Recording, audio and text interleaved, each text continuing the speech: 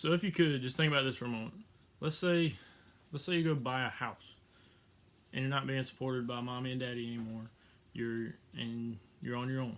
So you go shopping one weekend with your friends, you have a good time, you spend a buttload of money, and then you come home and realize, oh crap, light bill's due.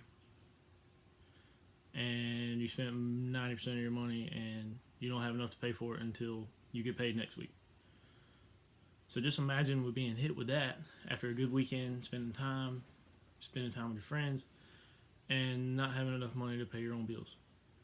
And the way we rely on technology nowadays, it's really gonna suck if you come home and don't have any money to pay your bills.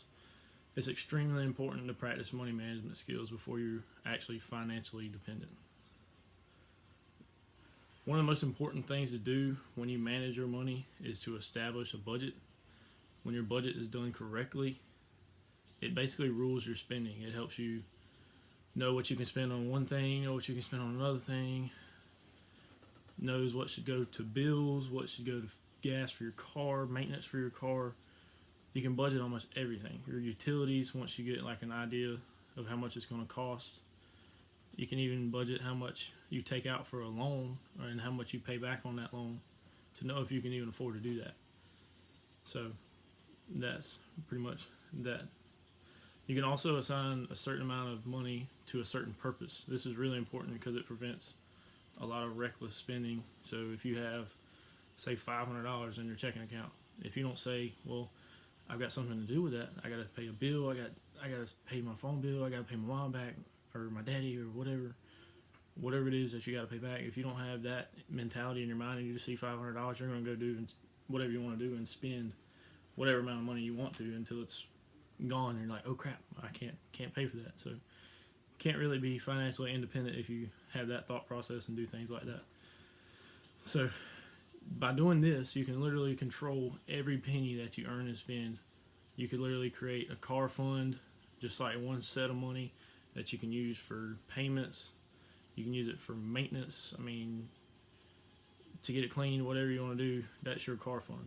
You can make one for vacation. You can leave all your money in there for vacation. You can just add 5, 10, 15, 20 bucks a week to that. It's like a Christmas club thing.